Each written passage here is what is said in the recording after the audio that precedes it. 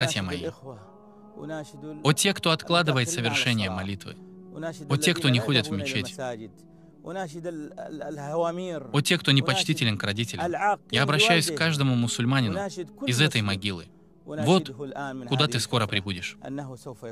Но прибудешь лишь в этом мире, не в вечном, так как пророк, да благословит его Аллах и приветствует, сказал: «Поистине могила является первым жилищем будущей жизни, и тот, кто спасется в ней, то все, что будет после, будет еще легче. А если не спасется в ней, то все, что будет после, будет еще тяжелее». Почаще вспоминайте эти слова.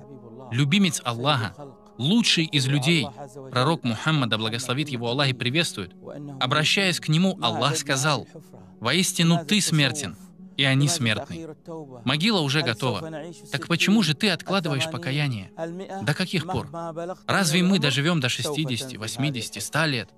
Сколько бы ты ни прожил, в итоге ты попадешь в эту яму. Хочешь ты того или нет? Хочешь ты того или нет, но ты попадешь в нее. Даже против своей воли.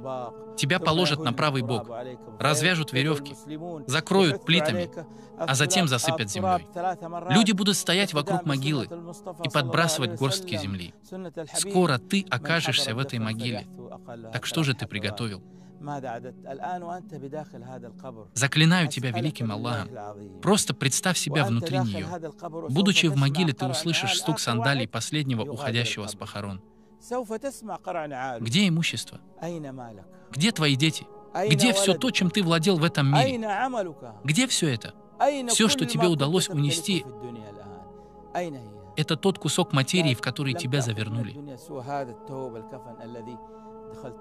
Неужели недостаточно смерти увещеванием, братья? Если смерть не служит нам назиданием, то что? Разве обязательно человеку попасть в аварию, чтобы это послужило ему уроком? Или что-то другое?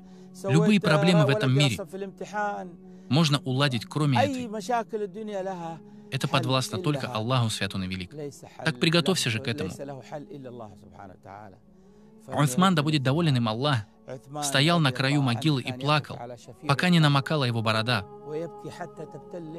Людям казалось это странным, и они говорили: «О, Усман, поистине, вспоминая рай и ад, ты не плачешь. Но стоит тебе увидеть могилу, как ты не в силах совладать с собой».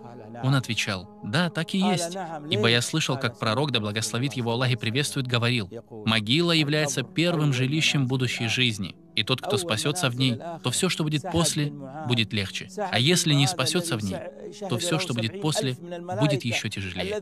Саад ибн Муаз, при смерти которого трон милостивого содрогнулся, тот, для которого с небес спустилось 70 000 ангелов,